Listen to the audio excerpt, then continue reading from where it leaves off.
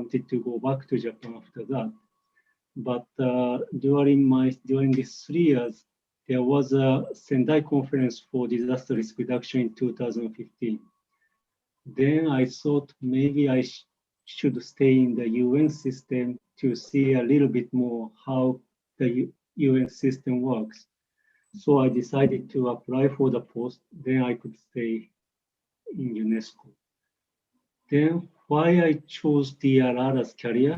No, it was a kind of coincidence because I studied architecture back in Japan and I wanted to become an architect. But after I considered what I want, land infrastructure. So at first I wanted to work for the urban planning or like urban renewal project led by the Japanese government because there were so many big projects in Japan. Then I was working on the urban planning section, urban renewal project sections.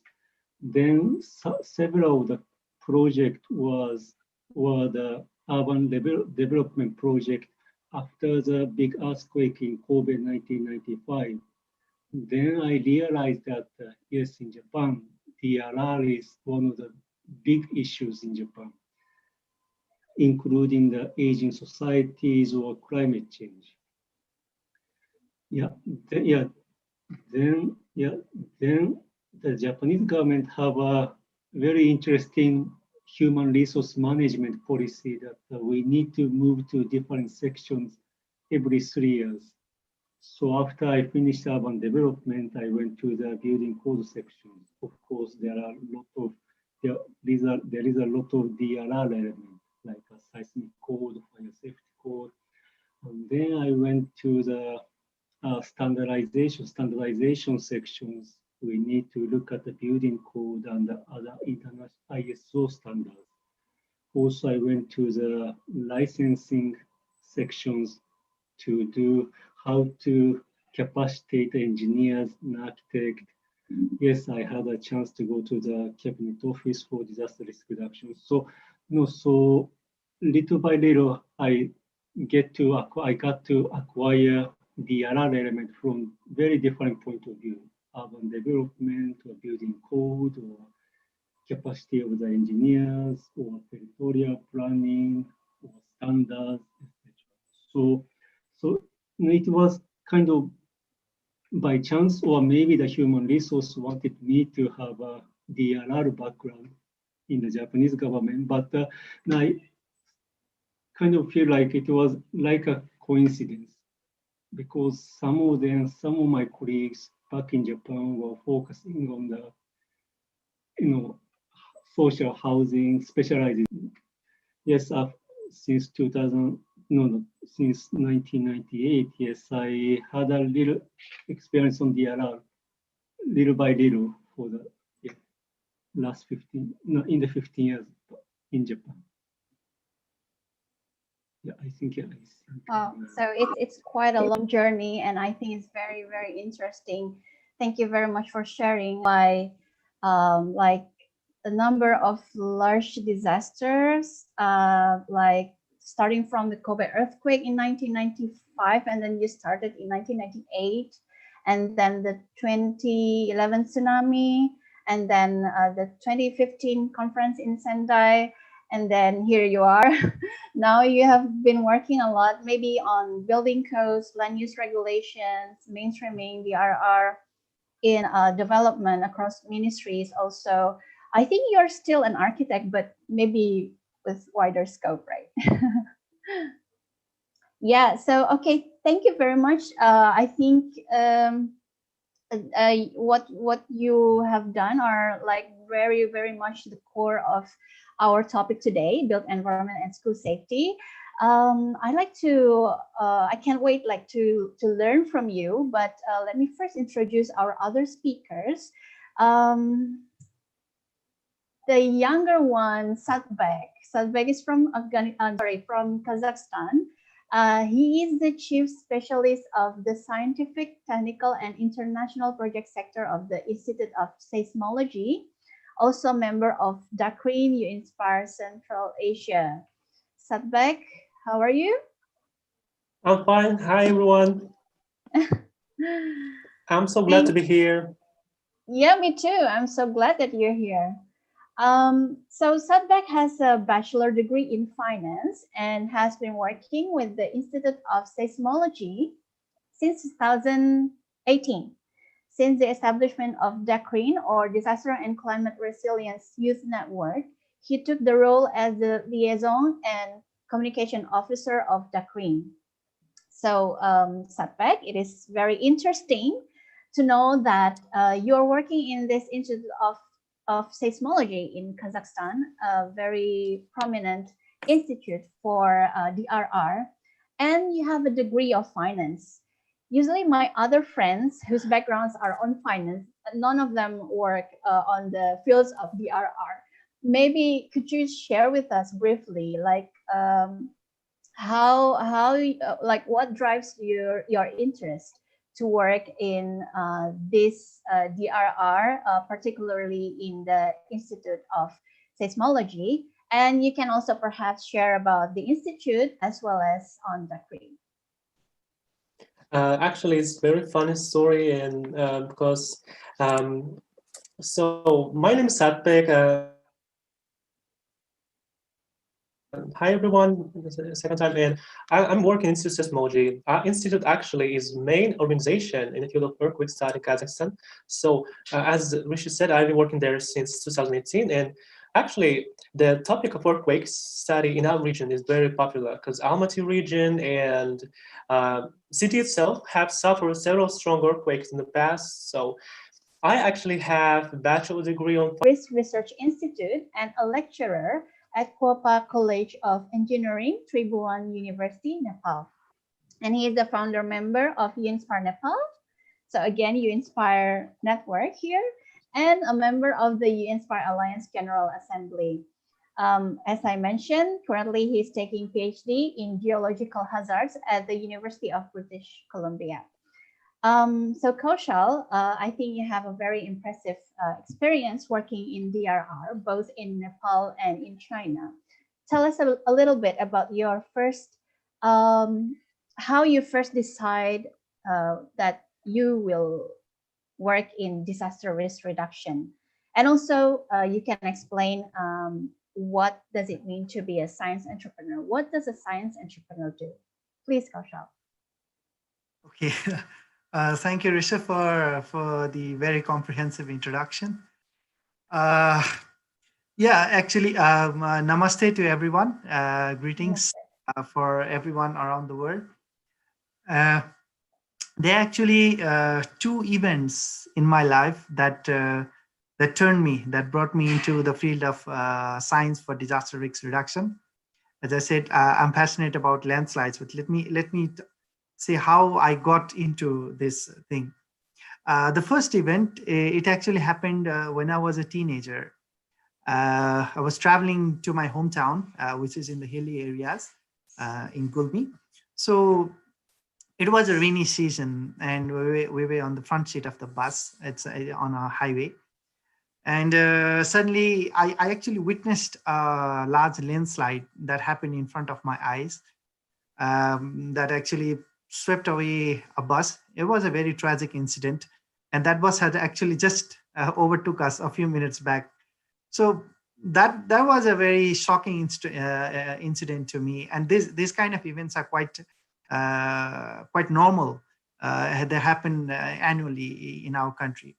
So my passion for science, actually science of natural hazards, especially landslides, actually evolved with time from that event. Then I took an engineering major. And now comes the second event that it's actually a cornerstone in my life. So it happened recently. In 2015, there was a big earthquake in Nepal. It's called the Gorkha earthquake. More than 9,000 people died, and it was the biggest earthquake in the past 80 years. So amidst the chaos of this disaster, I took it as also as a learning opportunity coming out of disaster. So what I did, I got chance to assist fieldworks of senior scientists and senior engineers to go to the field and do several kinds of works. Like we did damage assessment, impact assessment, need assessment.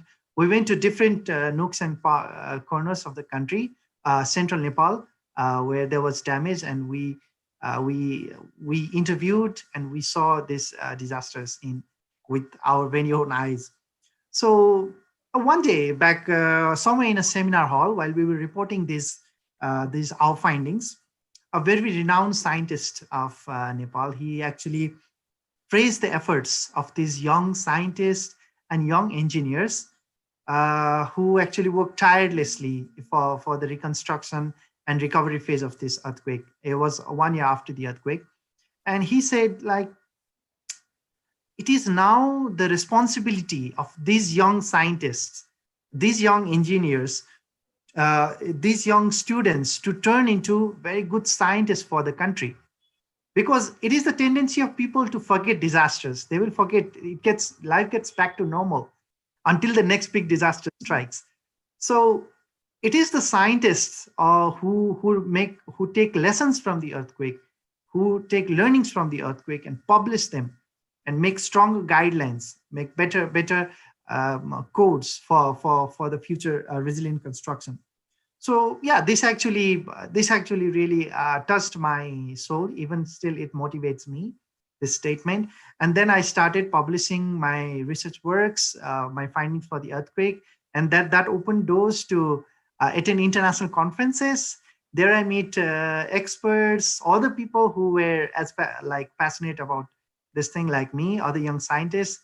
And yeah, slowly then it started building up, and then I dived into the field of international networks for science for DRR.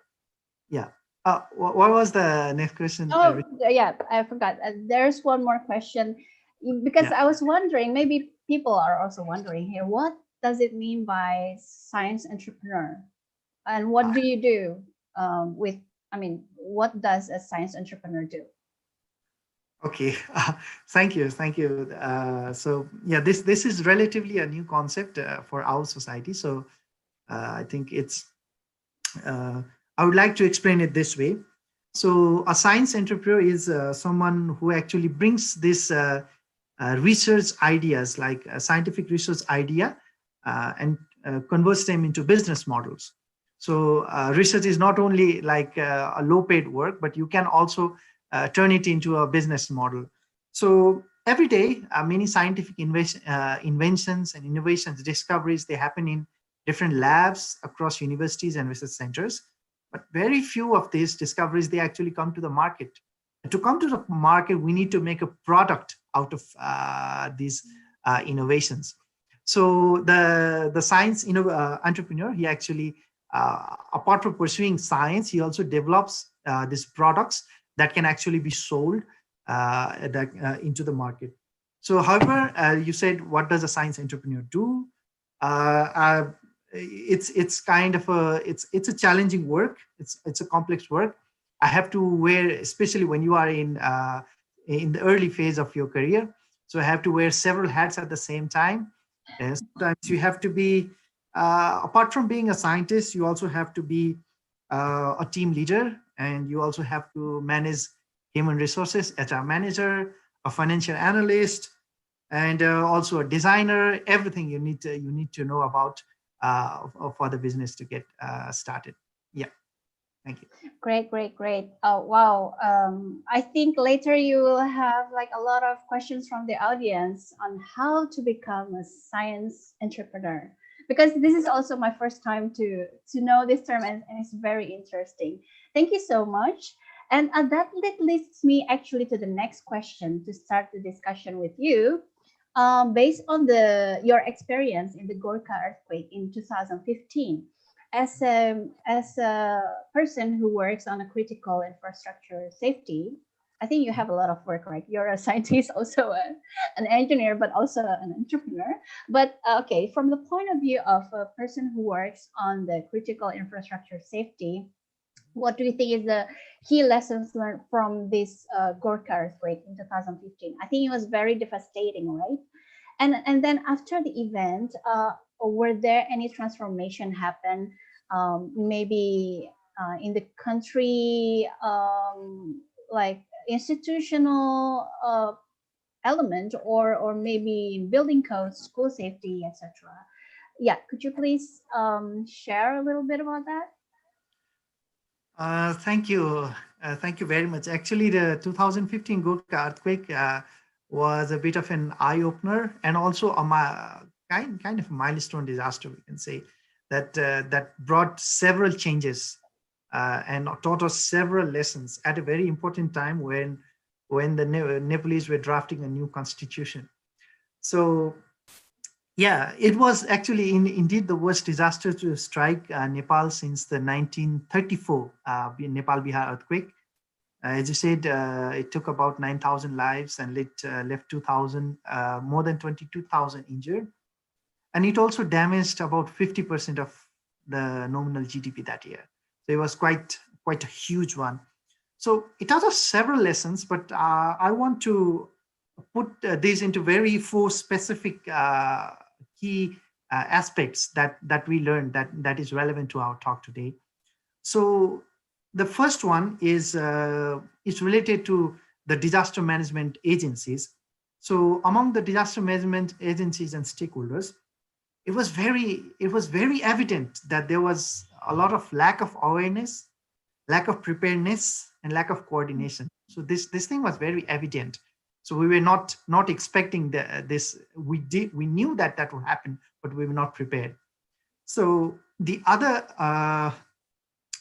lesson is regarding the widespread damage. So I said it was widespread damage. There were several reasons that we identified for this. So one of them is the weak law enforcement, especially with the building codes. So building codes were good, but they were not applied effectively. So people didn't follow. Also, yeah, of course, the weak monitoring. Also, and we had this problem of town planning. This is very rare in Nepal, and also lack of training of professionals with good earthquake knowledge. So, and the third, as you mentioned, in terms of critical infrastructure safety, we turned out quite a bit lucky that this earthquake wasn't that it was big, but could have been bigger. So our infrastructure like water supply, electricity, they luckily performed okay. But there was a huge damage to our major transportation infrastructure, especially many landslides and rockfalls. They were not properly designed for that, and there were so many roadblocks that happened for weeks to months. It took a lot of time to recover and affected many operations. And the fourth one is that the modern technologies, they were realized as important tools. That this is a lesson. So, like for DRR, example, risk mapping, satellite-based imagery interpretation, Earth observation, drones. So these new technologies, they started coming into the market. Talking about the transformation made by this earthquake in terms of policy, actually there are three major changes I want to highlight. The first one is the formation of the National Reconstruction Authority.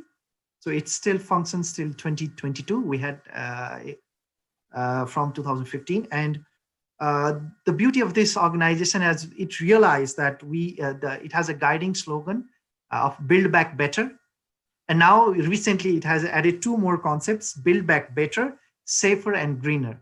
So that's the way that the authority is working for the reconstruction work. And also Nepal endorsed the Disaster Reconstruction and Management Act in 2017, 2 years after the earthquake. And this was a big achievement because it actually replaced a very old act that was formed in 1982. It was a Natural Calamity Act. So yeah, this new act includes man-made disasters, and it also has new powerful bodies for DRM. So yeah, and also the third one is Nepal adopted the Sendai framework of action for 2015 to 2030 to stand together with the international communities for building resiliency. Yeah, the building code has been revised, but there haven't been any visible steps taken in terms of spatial planning or like the school safety issues as well. So yeah. Oh, wow. Yeah. Yeah, I think that was very impressive. I mean, especially what the government and the society in Nepal, they have transformed like quite significantly, I think. And I like the slogan, build back better, but not only build back better, but safer and greener. I like it a lot. So thank you so much, Kaushal, for sharing about what you have learned, I guess, a lot from the Gorkha earthquake 2015. And I think that is one of the major events that have shaped you as well. Yeah, so maybe I would like to invite now Soichiro-san again. Soichiro-san, as we have heard the lessons learned from Kaushal previously from Nepal, I'd like to invite you to deep dive into today's topic, which is built environment and school safety, maybe starting from the role of UNESCO. Could you share with us why UNESCO is interested in working on this DRR for built environment? Because I think this is one of the core topic of UNESCO as well, right? And what are the main activities and how do UNESCO work in this field? Okay, yeah, thank you very much. So maybe I start from some statistics of disasters. I think many of you know the international database for disaster risk reduction, correct? I think many of you use it as an analysis. And if you look at the number of hazards, the weather-related hazards such as flood, storm, counts for like 90% of all natural hazards. But if you look at the number of this, the earthquake counts for around 60%. So which means that even though the earthquake don't happen frequently, but once they happen, they kill many people. And Right. another statistics say that 80% of the deaths by earthquake is by crash of the desk. So usually people die instantly by crushed buildings. So this is why built environment resilience is a very important important element of disaster risk reduction. And I don't want to go to a history again, but of why UNESCO is working on built environment. Yes, because UNESCO has a long history of working on international geoscience program, which is to study the earthquakes or geohazards. So we have been, I think since 1960s, we have been working on these issues. But recently we try to strengthen these built environment issues. It goes back to the Second World Conference on DRR in Hyogo in 2005. There was a special session for the building code, and there was a recommendation saying that I think we better establish an international platform for seismologists and seismic engineers so that they can share the knowledge. So after this recommendation, actually the Japanese government came to UNESCO. Are you interested in hosting this international platform of this kind of such a platform? And actually we said yes. And why Japan came to UNESCO? Because in 1960s, UNESCO funded the Japanese government under the Ministry of Infrastructure to establish an international center for seismology and seismic engineering training. So I think Japanese government was remembering this, what happened in 40 years ago. Then they came back to UNESCO to establish an international platform.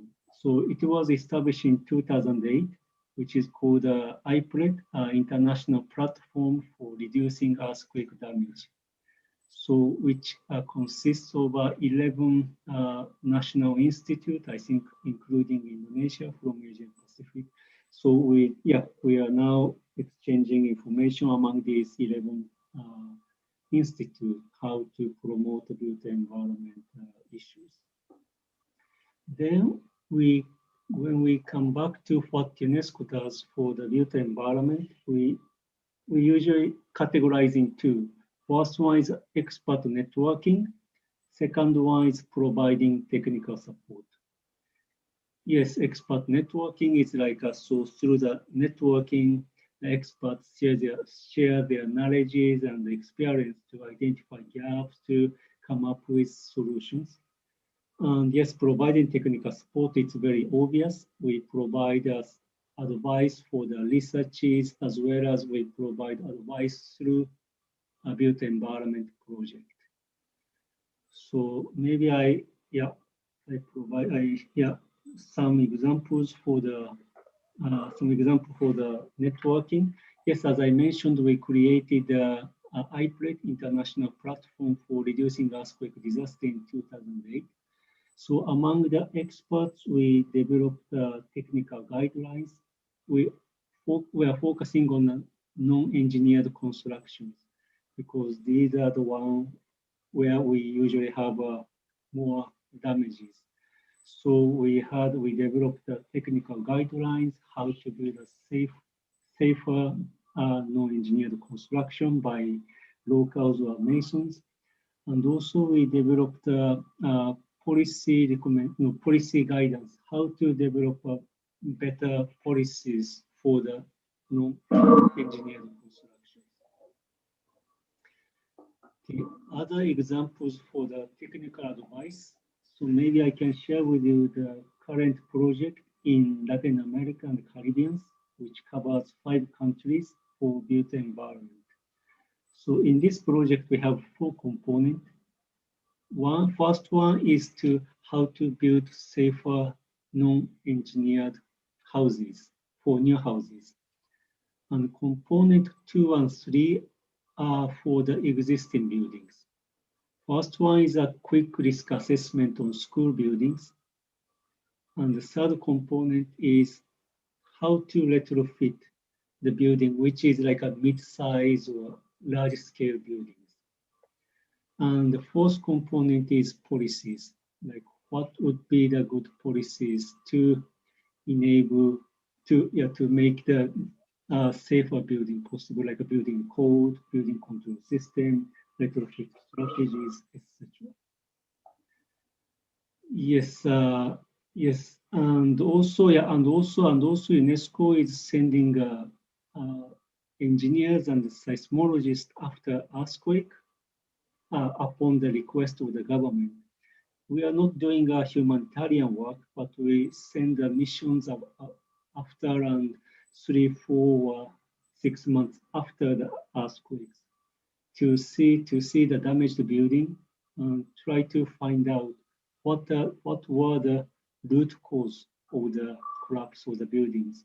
So we try to get the earthquake waves data, as well as we went to the building and try to measure and try to see the buildings, like strength of the materials, etc. And then we try to do some computer analysis to see which part first damaged, etc. So this will help the building construction practices, how to build a safer building. So these are some of the examples of what we do. Oh, thank you so much, Sachiro-san. Regarding the last example that you mentioned, have you had applied the program on the assessing damage of buildings after the earthquake in Asia?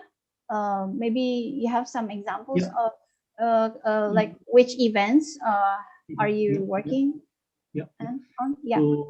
So because because as a UNESCO, we always need to have a request to go to the site. And sometimes we don't get many requests, but one example is from Philippines after the Bohol earthquake in 2013. There was a big earthquake in Bohol, Philippines.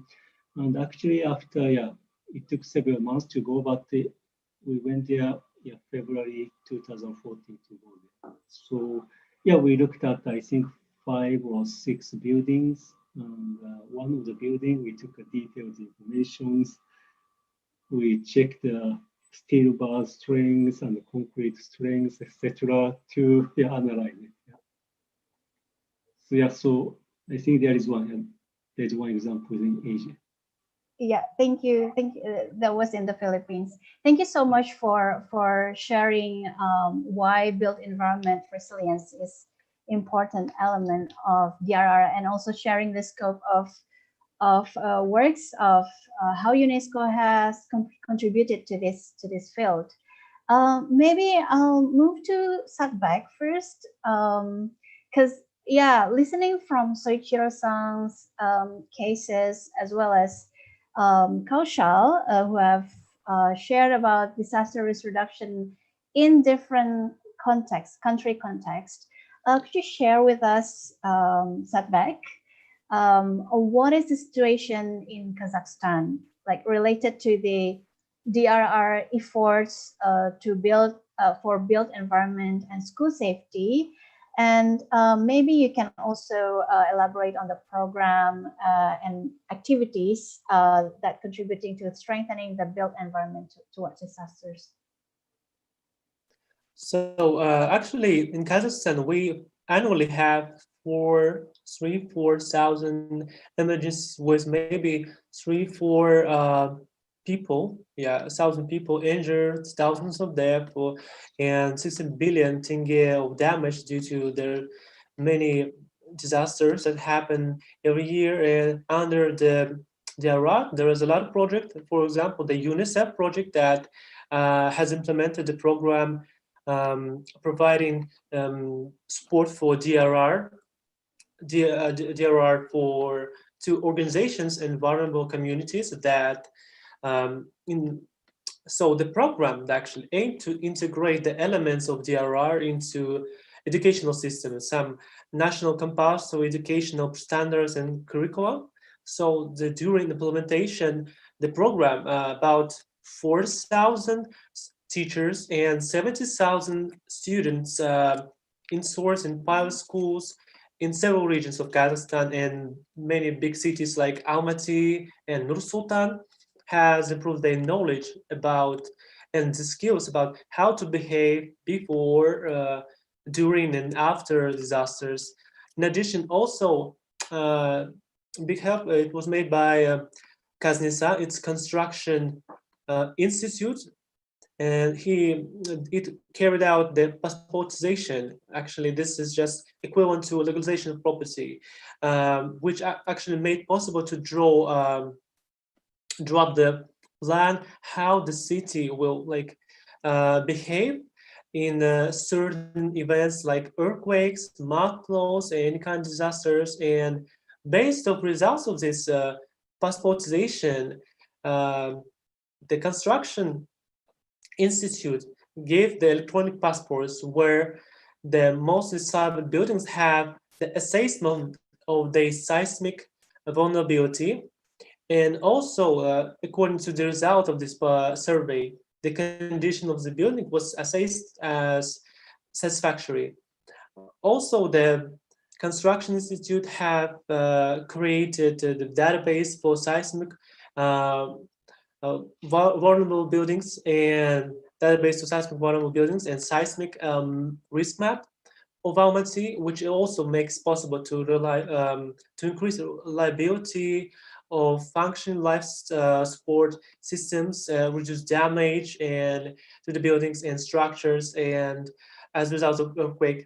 So, but also the Institute of Seismology contributes a lot for DRR through different activities like modern seismic monitoring, having We have seismic risk assessment that we also conduct. Improvement of building codes. We're trying right now to implement, to bring to life the new law of seismic safety.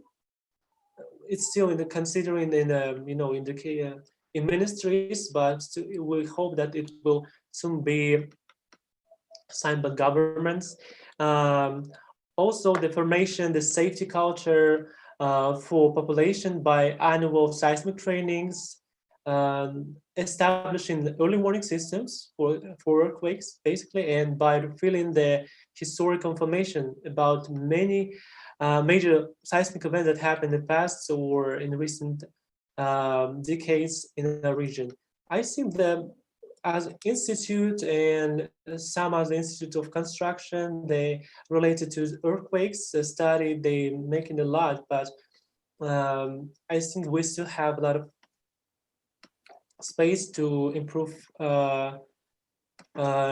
our seismic awareness, because even if we live in such seismic active place, the people still not take it seriously, and we're trying to build actually culture of understanding that they have really there's a risk that they may there's a disaster that they may suffer from that. So I think that's what we just recently conducted to the DRR, and it will help to build our society or support the safety of the schools. Thank you, Satbek. I think the passportization is quite interesting to me. You said it's actually a certification of buildings, is it? Yes. And then you map the whole city of Almaty to identify the vulnerability of each building in Almaty, isn't it? Not only each building, but surveyed buildings that were selected. Because there's a lot of how to say, and there's a lot of illegal buildings, constructions that were made during the independence. From the independence, most surveyed buildings were built in Soviet time. So actually, they're very resistant. They have special reinforcement to the seismicity, but new one, they have some problems for they made in very pure quality materials, or there was some errors in the making those buildings. So it's such a hot topic in a region, especially in Almaty. It's very interesting that actually the new ones are those who don't really comply the building codes, right? Yeah, because we don't have such kind of law. We can build but we can register them, but there's still few things. People always, maybe I can't say just they forget about, but they wasting the time when they build the house or any kind of building. There's maybe they're doing the passportization after 5 or maybe 3 years. It's like completely, I don't know, it's irresponsible. So we're trying to implement the law that will force people to make passportization after they build the building, or after they before they trying to make some houses and properties. Right. Thank you, Sadbek, for sharing the situation in Kazakhstan. So we have like quite comprehensive image on Kazakhstan, Nepal, also stories from Soichiro. I'll go back to Soichiro-san now. Soichiro, so we have discussed everything, not everything, but like a little bit related to built environment. What do you think is the remaining challenges or gaps that you think is that has a room to improve, of course? And then since we also have 2 young professionals here, maybe you can also give your view on how the youth and young professionals can fill this gap. Yeah, yeah. Yeah, thank you very much. Now I think because of the time limitations, I cannot go into the details. But now I would say that different countries have different gaps, different challenges. Right. From the technical point of view, I would say like maybe around 4 issues. First one is science and engineering. Second one is regulations. Third one is implementations. And the fourth one would be the construction qualities. So maybe I can go one by one. So science engineering. Yes, ideally we use maybe let me focus on the earthquake. So ideally we use seismologies or some earth physics to understand the phenomena of the earthquake. So how often it happens, how big it will be in this area. So without these informations, we cannot make a good building code, appropriate building code. And yes, engineering. So this science and engineering is to understand the risk of the buildings based on the size of the earthquakes. So if we don't have a good engineering to understand the behavior of the buildings, yes, we cannot do the risk assessment. So this is a science engineering. And second one is regulations. Even though we have a good science and engineering knowledges, if it is not used or implemented, it doesn't make sense. So usually this is a policies, building code or building control system to make sure that scientific finding will be utilized by private sectors or individuals. So so it will be a building code, zoning, or retrofitting policies, etc. And the third one is this, I think this is the most challenging one, is the implementations. Even though we have a good science, engineering, and regulations, it is very difficult that people follow these regulations. Maybe I will come back later, but no, because there are many reasons for not. There are many reasons that the policies are not followed. Maybe the regulation is too strict, or people simply don't know the regulations, etc. But I think this is also about the awareness of the populations. If the populations are not well aware about the risk, of course they don't care much about these regulations. So implementation of the regulation is a very important element. And then last one I would list up as a construction qualities.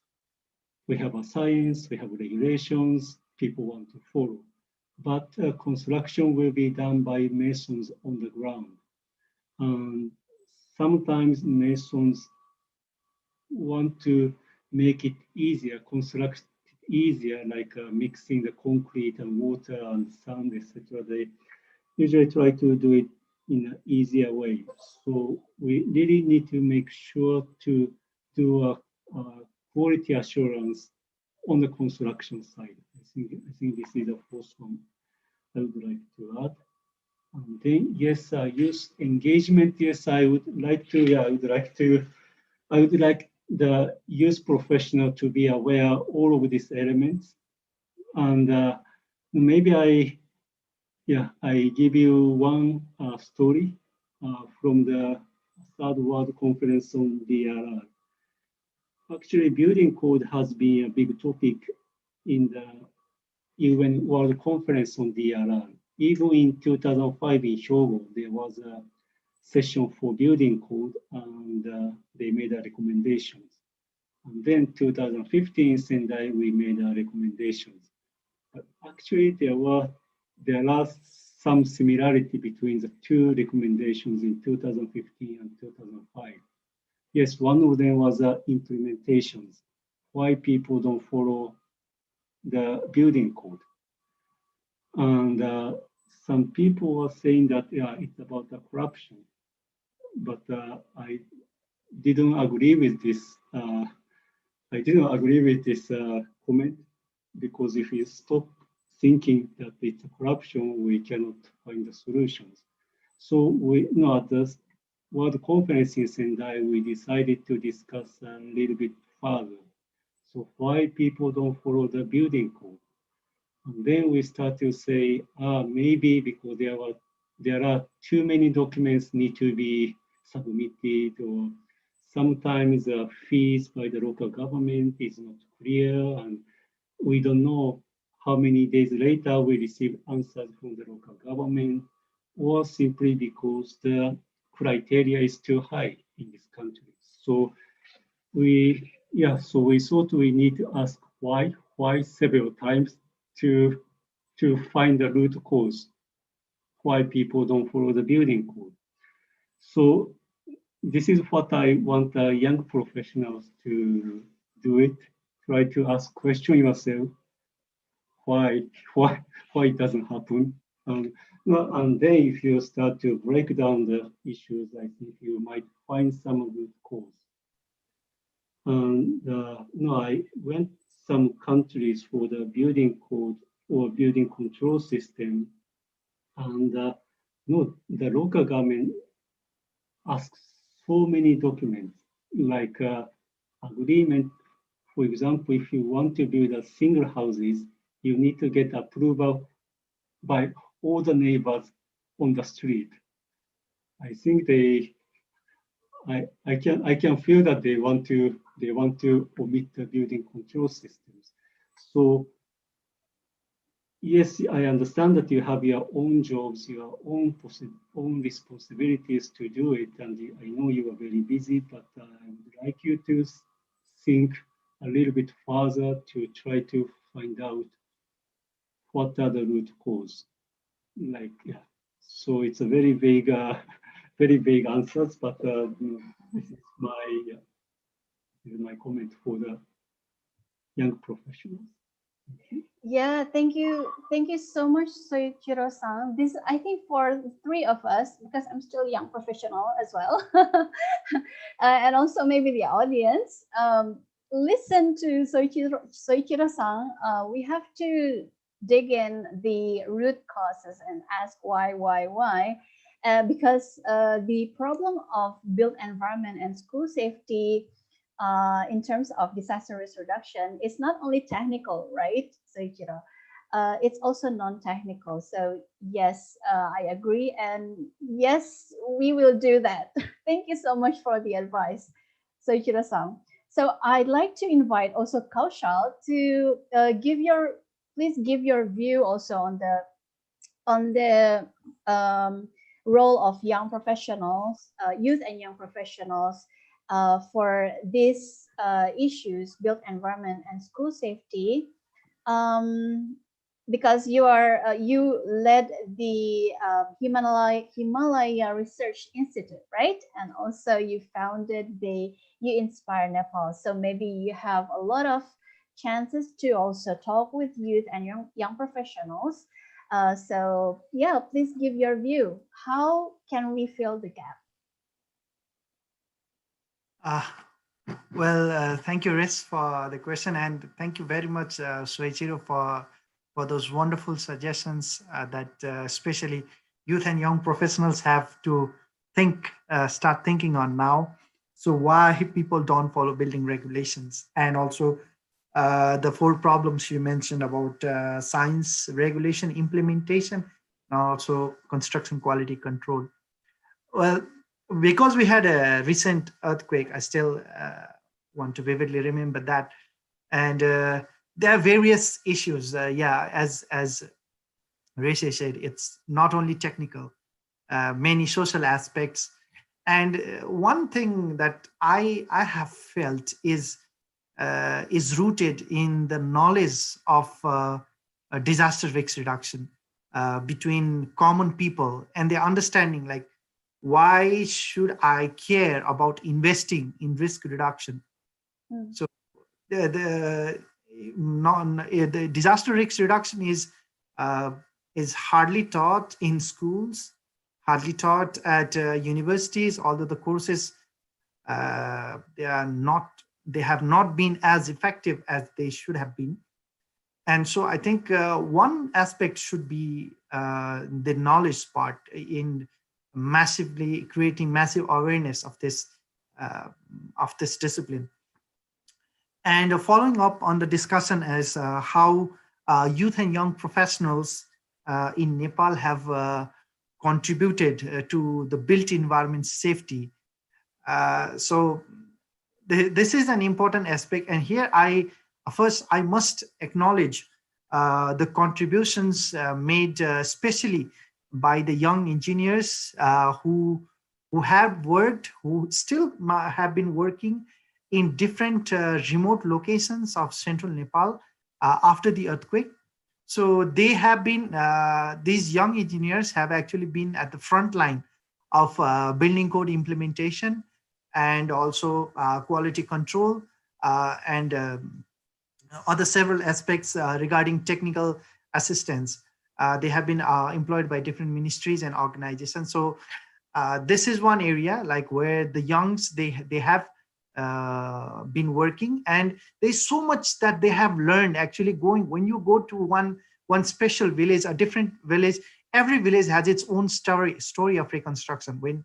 Or even every village has its own story or philosophy of understanding the disaster. So there's so much that has been learned by these young engineers, and there's so much to be documented still. And that is that is one aspect that we have to take care of. And secondly, in terms of the contribution, especially the youth innovation sector in Nepal, it is slowly starting to bloom over the past few years. The youth and young professionals, they're actually introducing these new technologies to the industry, the built environment industry, especially GIS, drone mapping, also disaster risk information management systems, and these kind of new things. Also, the information technology sector has hit a rapid bloom. So yeah, this innovation sector, youth innovation sector, is also taking its pace, and actually these technologies have added new dimensions into a concept called multi-hazard assessment. That is, I'm trying to introduce here about multi-hazard assessment mapping, and this is important for the built environment safety and also the safety of critical infrastructure. And thirdly, being a scientist, I have been noticing, following the recent literature that have been coming from Nepal, and there has been a commendable contribution from young scientists. Promising young scientists are emerging, and they are actually increasing the number of publications or research articles published on built environment, especially structural earthquake engineering, earthquake safety, building codes, natural hazard assessment. So we are seeing some new young scientists coming after the earthquake. They are doing these publications, and actually they are documenting very important things. They are documenting our original problems, our original technologies, and this is important, like how we can preserve this, the lessons from this earthquake. Of course, there is a lot more to do, but the initial steps, especially in terms of science achievement, is very encouraging. And talking about the contributions from HRI, our institute, and UInspire, these are both youth-led and youth-run organizations. So we work at HRI. We also have this young scientist platform where we actually bring this fresh engineering graduates and train them for scientific research for our problems, let's say hazard assessment, indigenous technologies. So we make them publish their work, and also encourage them for entrepreneurship. But yeah, that's still a long way to go. And also at UInspire, we have been working together. We link up youth and young professionals and different organizations in different parts of the country. And we bring them together in one round table, in one platform, and we create a platform for them to discuss their problems and also create an environment to collaborate. We do networking events, publishing booklets of findings from the disasters, hackathons, drone mappings, and we do a range of activities to sort of engage in disaster risk reduction and document the findings. So we are actually trying to build a think tank of youth and young professionals for science, engineering, technology, and innovation for DRR, to not only to actually assist the government. Going to the level, it's still a long way to go, but we're trying to build that think tank within the U-Inspire network, and actually also creating a kind of a moral pressure for the government to implement these new technologies, new innovations, and new science into disaster risk reduction practice and policy. Okay. Yeah. Thank you. That's very interesting, and I think a lot of things that we can do, right, Kaushal? Yeah. You elaborate Soichira's views on the role of youth and young professionals in built environment and school safety for the DRR. You mentioned young engineers in the front line. Yes, youth innovation, introducing technology in the industry, and also promising young scientists. Also moral pressure. I think that's very interesting for the government. So thank you, Kaushal. I'll get back to you for the last question. But first, let me move to Satbek first. Satbek, yes, I'm going to ask you also about the youth and young professional role question, but maybe I'll save it for later because I want to listen to you first about is there any interesting findings on the study that you mentioned earlier about seismic hazardous regions of the southeast of Kazakhstan, aiming at developing methodologies for effective implementation of early warning system for earthquakes for large megacities in Kazakhstan. Any interesting findings you'd like to share? Yes, of course. I'm very happy. Actually, I was very pleased that I was able to participate in the previous talks about early warning because it's very related right now for my job. So this project is started in 2018. We can say that Institute of Seismology is pioneer in the field of early warning of strong earthquakes in Central Asia. So we finished this project this year, and during the project, we tried to integrate different experiences of many countries. By order of Minister of Education, we developed methodology for early warning system and sent it to the ministry. And also, according to the task, it was necessary to determine the location of equipment where we can install them related to the seismic features. So for this project, we use the Swiss equipments of a GRC company because they catch the slightest vibration. So it's very applicable for this project, is for especially for scientific research. Right now, we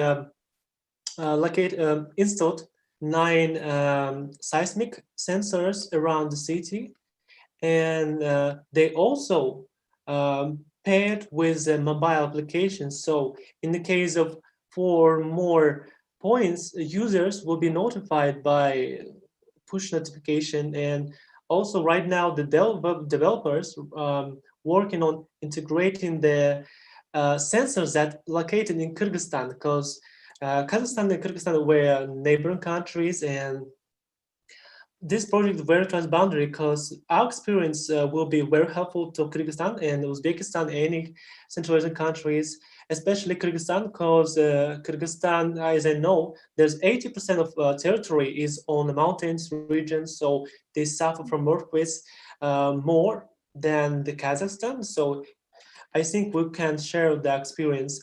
Also, we worked closely with Japanese company Challenge Go that manufactures seismic sensors.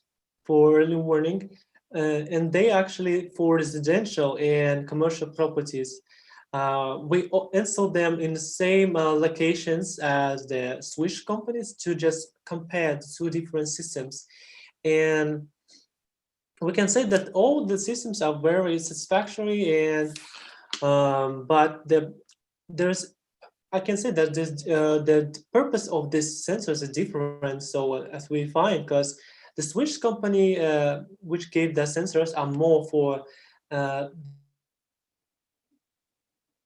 research, scientific work, where the Japanese are more for residential building, like the schools. We were actually traveling with a Japanese director of this company to show the schools and any kind of buildings where we can just install and see how it will work with the equipment. It was very so actually it was the result was satisfactory, and also it's we saw that the more helpful for school safety is seismic sensors that from Japanese company, because there are some functions that were useful, the customization, anything that we actually also organized meeting with mayor. So our city administration has supported this project, and I think we will work also with the Swiss for scientific and with Japanese for safety. But I think this is a very new project for Kazakhstan, and we still have a lot of things to learn, especially, I don't know, there's so much things that we didn't know about. For example, there's different categorization of intensity. For example, in Japanese, it's 7 level. Yeah, when the Swiss is they're more like 10 and 12. So we have to learn the methodology. But both systems actually approved their work. They showed the results, and we are very satisfied. Wow, it's I think it's very advanced innovation, and moreover it's transboundary, so it's very interesting work. Satbek, thank you so much for sharing this. We've heard a lot of innovations today, right? I'm talking to the audience. So I hope the innovations that the speakers have been mentioning can also inspire everyone in this room. So thank you, Satbek. And I'll go back to Soichiro. I think we have to move on talking about the school safety aspect, because we've been talking a lot about built environment, but not about the school. UNESCO has an E in the UNESCO word, stand for education. So could you tell us what is UNESCO's focus on related to school safety, and how does it distinguished from the school disaster risk reduction or school-based disaster risk reduction? Education. Yeah, okay, yeah, thank you very much. First of all, UNESCO is trying to collaborate with other UN agencies so that we don't duplicate what we do. So in that sense, we created a platform for school safety, which is called GADRES, Global Alliance for Disaster Risk Reduction and Resilience for School Safety. And these GADRES members includes World Bank, UNICEF, Save the Children, major international organizations on school safety, developed a framework, Comprehensive School Safety Framework, CSSF, which says 3 pillars for school safety. First one is safe learning facilities, safe buildings.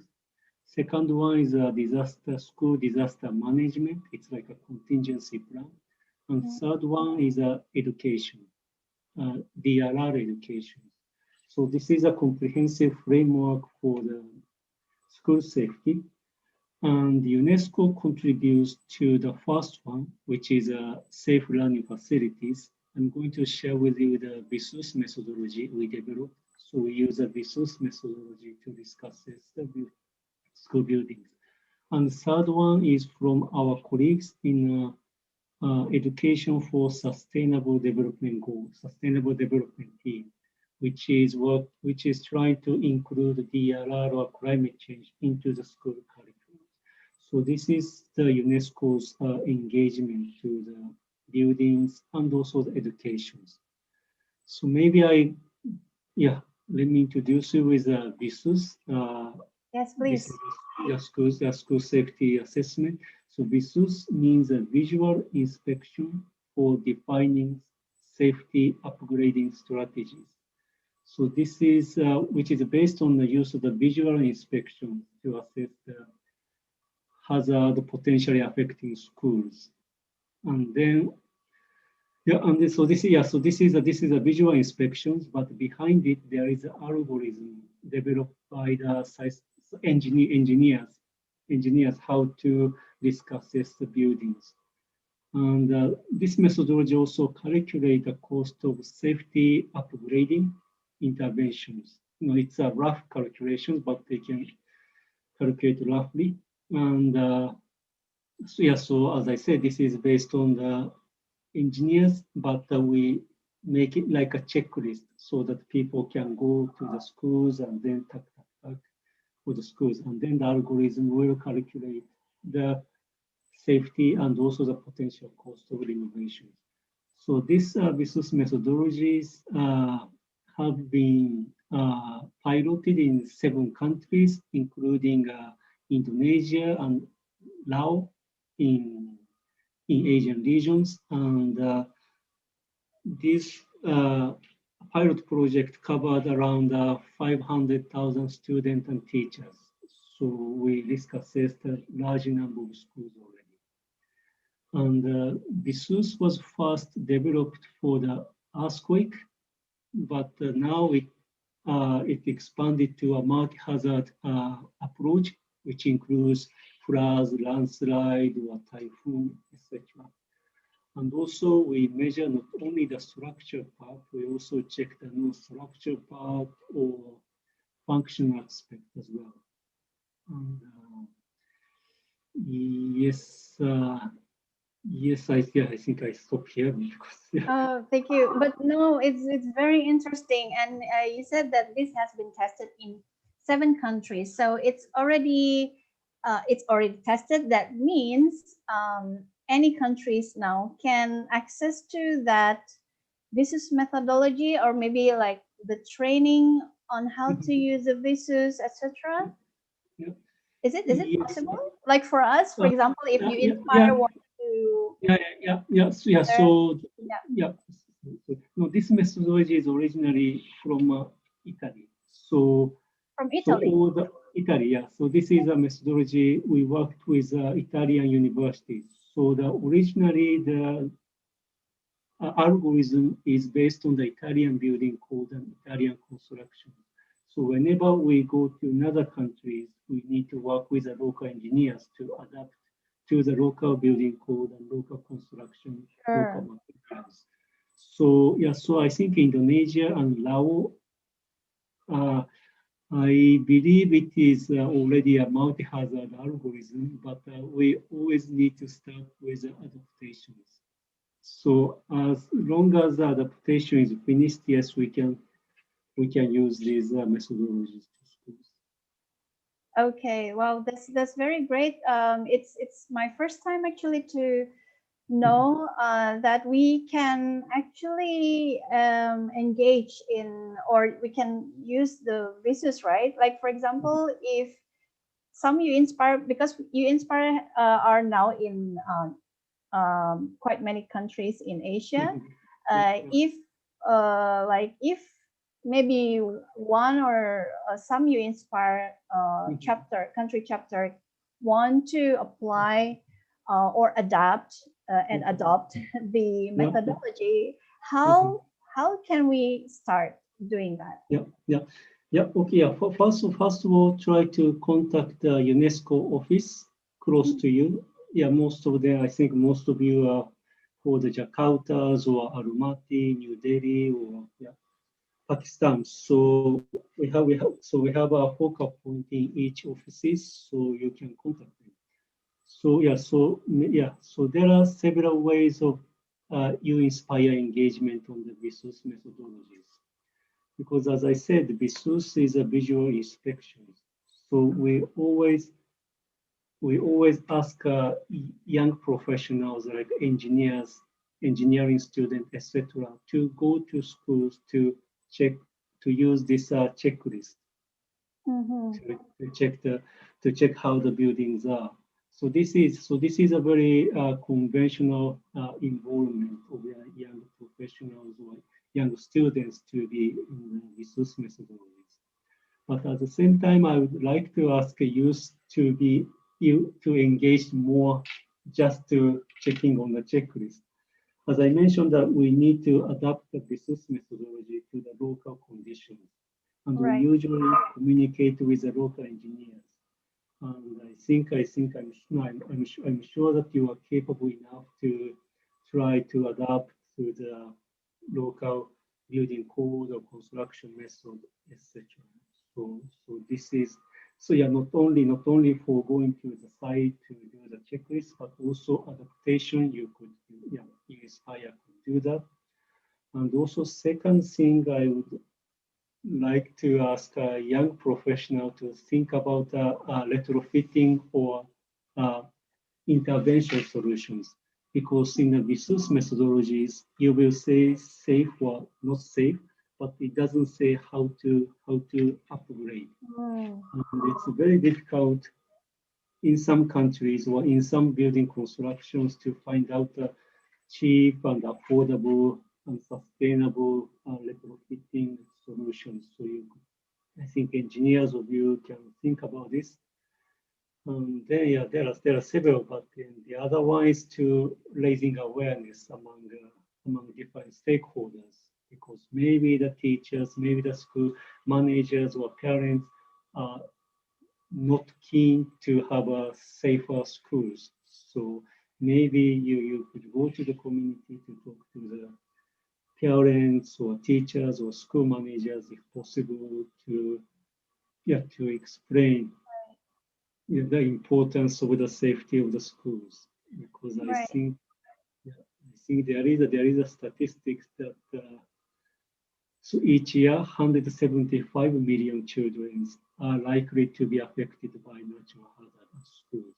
So I think children is a big component of the disaster risk reduction for schools. Yes, I agree. Thank you so much, Soichiro-san. Guys, young professionals, you hear Mr. Soichiro. If you're interested in the VISUS methodology, which is to assess the school safety, and also you'd like to adopt and adapt into your country, but also it's important to also think about the solution, right? After you assess, also to raise awareness.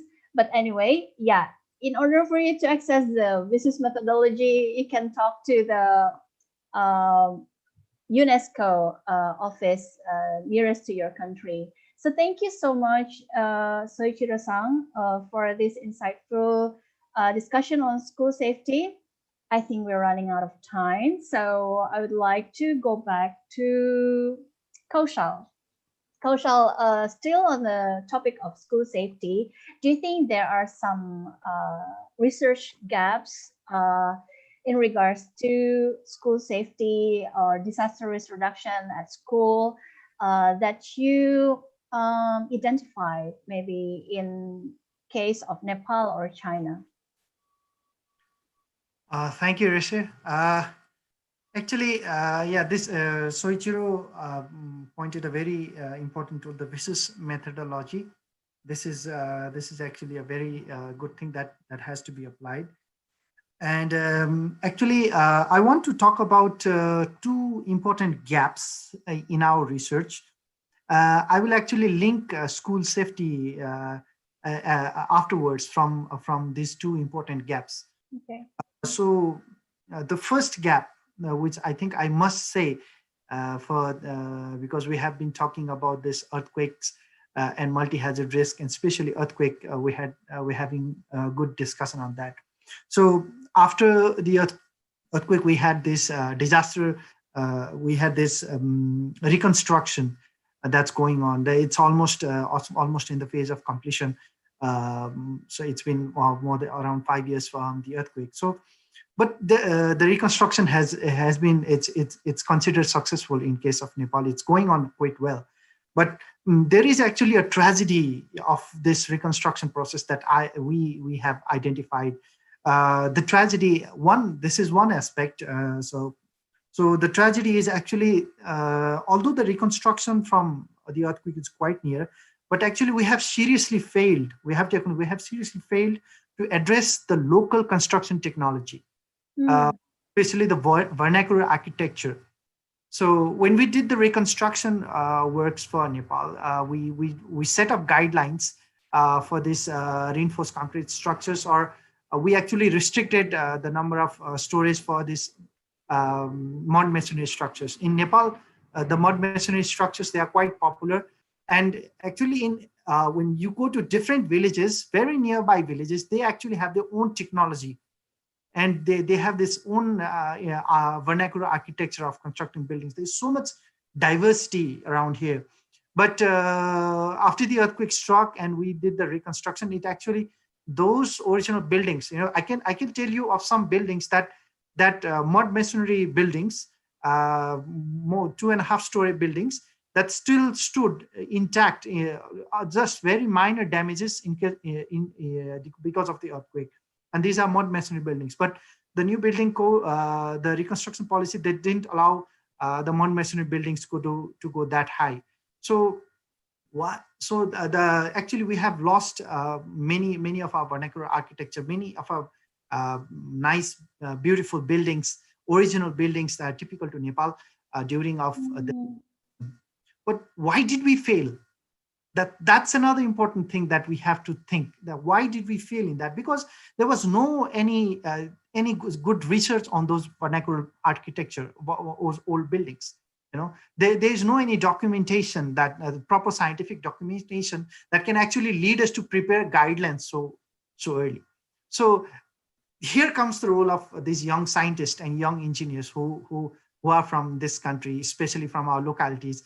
We have to promote research. We have to do this scientific investigation of our local buildings, our vernacular architecture, and make findings, publish them, and maybe work for more scientific improvement or structural strengthening of these buildings. There has to be a lot of research done in that, to be done in that direction.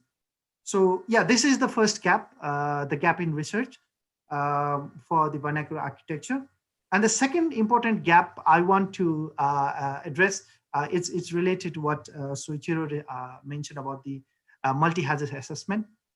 So in Nepal, this concept of hazard assessment is new. And if you go to multi-hazard assessment, there's so many complications involved. And that is a very, very new topic for us.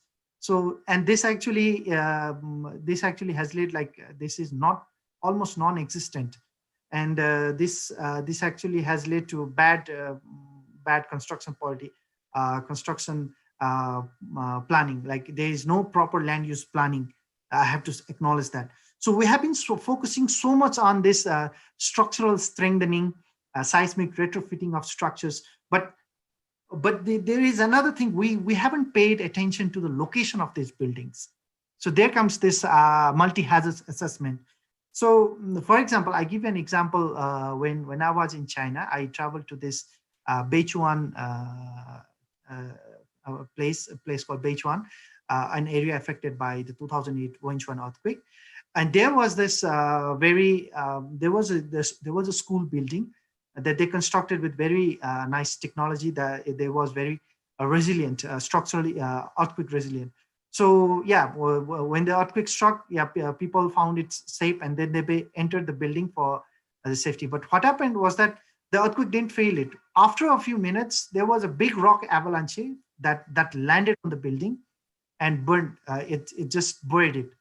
So it was not the earthquake, but it was another hazard, the cascading hazard, the avalanche that actually the building. So here, an understanding of these multi-hazards or hazard cascades. This thing has to be put into practice. There has to be more serious attention has to be paid in doing this multi-hazard risk assessment for built environment safety, and especially for infrastructures like schools, because they are the they are the most trusted infrastructure where people even seek shelters after disaster. So comparing Nepal and China, like coming to the school safety, especially after the 2008 Wenchuan earthquake, the schools in China, they have actually added more information about disaster risk reduction into their curriculum. So, and they are now working to improve the curriculum from making more theoretical knowledge to more practical and localized knowledge. This is a lesson that other countries in South Asia can learn in terms of improving the curriculum of schools, even at college and universities. And we have to take special care, like not only putting the theory, but also making the content more exciting that people would like to learn. They understand the essence of disaster risk reduction. That is another aspect that we have to work. On school safety, I think I have to mention about the Safer Schools project that Soichiro mentioned about it follows the comprehensive school safety framework. In Nepal, it was already existent before the earthquake, and it was a success. It was a grand success that it did seismic retrofitting of some old schools, and they survived the earthquake. It was a big achievement. But still, the new schools, if some were damaged, the new schools, they have been built on the same location. Okay, now here, like we still need to rethink about the hazard assessment. Okay, it has to be more comprehensive. There have been some places that have been damaged by landslides triggered by the earthquake that have damaged the some schools. So yeah, this term of hazard assessment has to come into the practice of disaster risk reduction, and that should lead to a proper land use planning. That's the thing. I guess there was another question. Okay. What was another question, Rishi? Oh yeah, I mean, how does you inspire Nepal will take role on this filling the gap of this school safety issues? Okay, yeah, thank you very much. Talking about you inspire Nepal in addressing this gap. You inspire Nepal, and I will talk about the whole You Inspire Alliance and all the countries that are involved. So we are actually built on we are basically a platform for youth and young professionals in science, engineering, technology, and innovation for disaster risk reduction. And we actually stand on 4 pillars of our vision. So we work on knowledge management for disaster. We work on science communication. So it's actually translating the hardcore scientific knowledge into a language that can be understood by general people, laymen, the politicians, the decision makers. So we work on science communication. The third is we also work on innovation. And the fourth is we work on advocacy and networking. So these are the 4 pillars that we all stand on, and all our activities that we do are based either on these principles. So how we work, we actually link up these youth and young professionals from several organizations and provide a platform for them to come together and discuss their problems and create solutions, innovate, make innovations. And also we facilitate young researchers. And this actually enables because we are established in different countries, we also enable cross and trans-boundary collaborations. And also, the background of DRR is quite immense. It's not only related to one field, but there are so many aspects. Like there is media, there is social science, there is political science, there engineering, so many aspects into the DRR. So actually we enable, we're having a range of people from different backgrounds. We enable transdisciplinary, cross-disciplinary collaborations, and then we also advocate. Actually, we need more agitation. We need, people have a tendency to forget these disasters, but we are disaster people working in disaster risk reduction. We keep reminding them. We keep documenting our original lessons from these disasters, and we keep reminding people. We make them more resilient from our findings and publications and all our activities. Thank you. Thanks, Kaushal. I think that's very comprehensive, and thank you also for representing. You inspire, you inspire in every country, right? And also you inspire Alliance, of course. And I think you pointed out very good points on the research gaps that. You mentioned about the importance of local materials, vernacular architecture, also the focus on location. I mean, there's so much that have already been done in strengthening the construction, but not the location, as well as the multi-hazard, cascading hazard, something like that. I think you have to also write it down in a paper and then publish it so that we will not forget. Sure. Okay. I know that you have a lot of publications. That's why I mentioned that. Thank you, Kaushal. So as the last question for Satbek. Satbek, hello. Hi. Thank you. Yeah. So let me ask you a similar question to what I asked Kaushal. But we'd like to hear from you about your experience in the cross-country project involving 5 countries in Central Asia. Maybe you also have information or good knowledge on the school safety issues that has been going on in Central Asia, maybe especially in Kazakhstan. And then maybe since you are a member of DACRIN also, you can also elaborate on how youth and young professionals can fill the gaps in terms of school safety issues or built environment in general. Please, you are the last one for this session. So Okay, try to be short and brief. So, as I told previously, the DRR concept is new for Kazakhstan. I will start from because about the recent project, I can't just say a lot of things. It's still ongoing, and there's a lot of things that there's a limitation of information. But as I told, the concept of DRR in Kazakhstan is something new, and especially for young professionals. So as we as a young youth network for DRR have many difficulties from production of any training materials to organization thematic events. So this mainly, as I told before, due to the small number of participants that we have, but as the members, we are trying to contribute a lot for understanding this concept, and by organizing thematic seminars or any kind of activities in universities and local organizations itself. As I told you, the members of our network, representative of different organizations. Sometimes we work in main projects like this one, as you told, that the World Bank project is very transboundary with, there's maybe 3 members of our network that we work right now.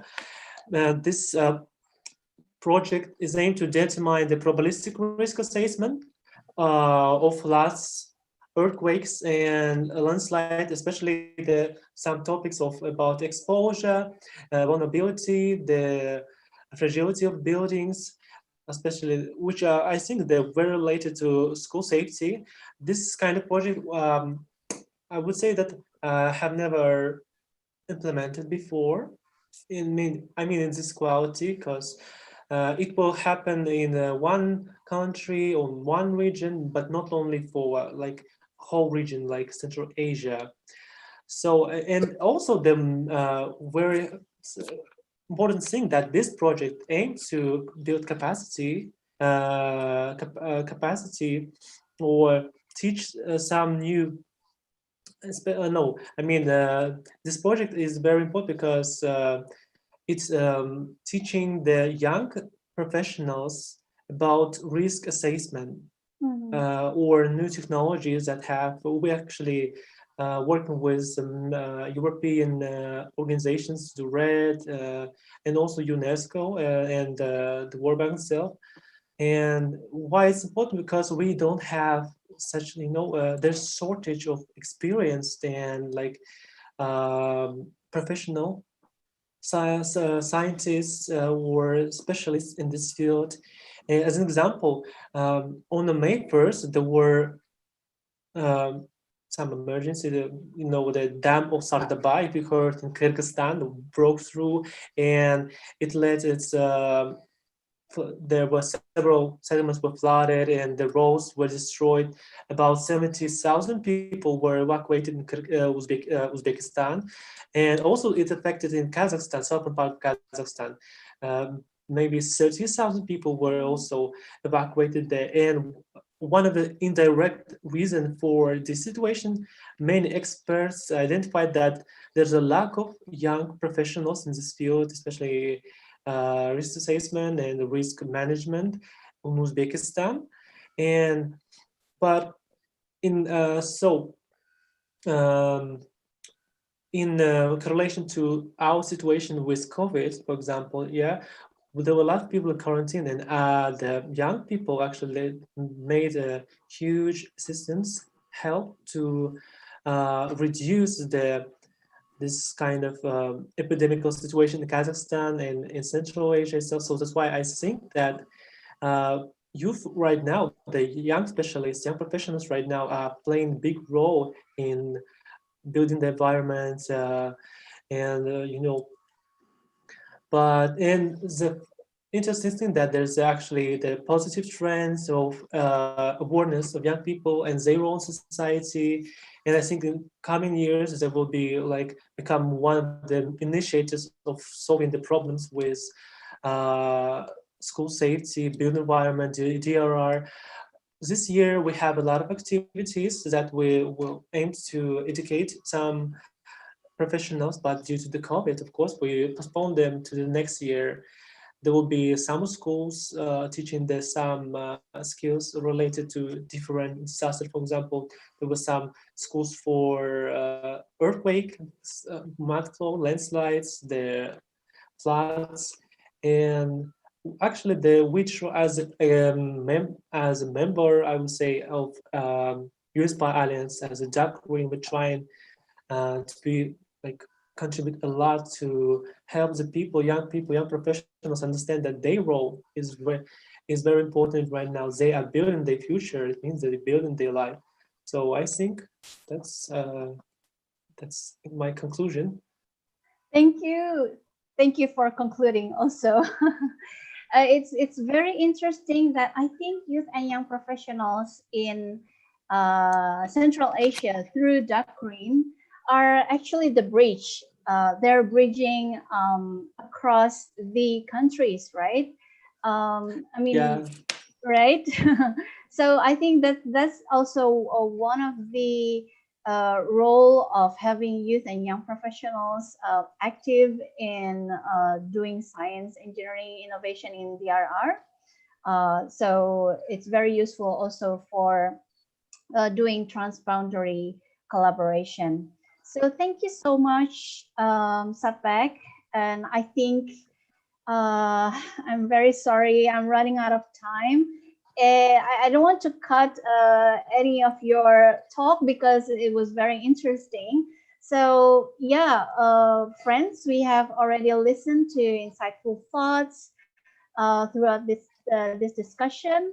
And I think a lot of works and innovations have been done in their respective countries as well as in UNESCO we have visus, also passportization, even the science entrepreneurship.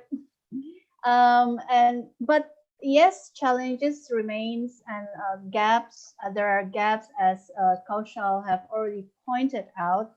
But I think with good multidisciplinary collaboration, as well as the transboundary, as Setback and also Soichiro-san have pointed out, I think having the power of youth and young professionals in the DRR, I can say that we are optimistic that the field of science engineering could even be more developed, tailored to each country and local context to build more resilience, built environment, and for the school safety. I'd like to highlight that from the three of you, that you mentioned that young professionals, they don't have much bias on the practices, and they are potential to dive in into the root of the problems, as well as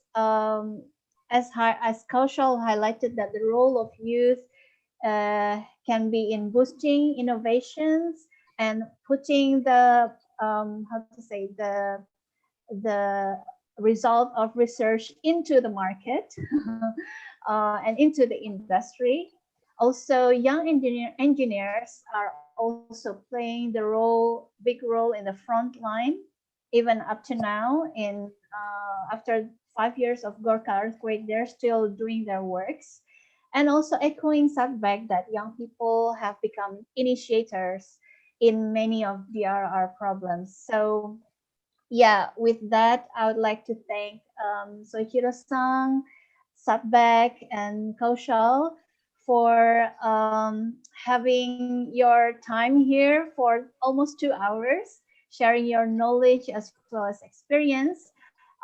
We really appreciate your time here, and also thank you to all audience for your participation. I think my work is done until here, so thank you very much, and over to you, Aviana. Okay, thank you very much, Ms. Risha. Wonderful. Well, okay, dear participants, we have finished this discussion of Let's Talk DRR series number 4. We thank you, Ms. Risha Dwiani, Mr. Kaushal Rajnawali, and Mr. Setback Sarsno. Also, Mr. Soichiro Yasukawa. He had another commitment and need to leave the webinar early. Thank you very much, Mr. Soichiro. Thank you very much for the insightful talks. We hope that our today's fruitful discussion on built environment and school safety could expand our knowledge and motivates all of us to contribute actively on disaster risk reduction action. Dear participants, this concludes our session 4 of Let's Talk DRR series. We will compile all the questions in the Zoom chat box, and the organizer will arrange for this question will be answered. I would like to remind all participants, if you are interested to get certificate of participation for this session, please check the chat box in Zoom to get the link for the questionnaire. If you submit questionnaire for the certificate, we will send you the certificate of participation electronically. The attendance and certificate form will only be open until 4:30 p.m. Jakarta's time. Well, don't miss our next interesting discussion with the expert in their fields. Our next discussion will be held on next Friday, 11 December, 2 p.m. until 3:30 p.m. Jakarta's time, focusing on another UNESCO contribution to DRR on the topic of disaster risk reduction for heritage site, natural and cultural heritage, biosphere reserve, and geopark. Okay, we will have a prominent resource person, Mr. Sufyan Aslam, co-chair You Inspire Alliance, as the moderator. And then Dr. Bingwei Tian, Institute for Disaster Management and Reconstruction from Sichuan University, the Hong Kong Polytechnic University. And then Dr. Tanot Unja, Research Fellow at the Institute for Environment and Development, Lestari. And then Ms. Sasi Suzuki, Coordinator Japan Fund Interest, UNESCO Office, Jakarta. Thank you very much. Thank you very much all, and look forward to having you again next week, and have a great day. Bye-bye. Thank you very much. Bye.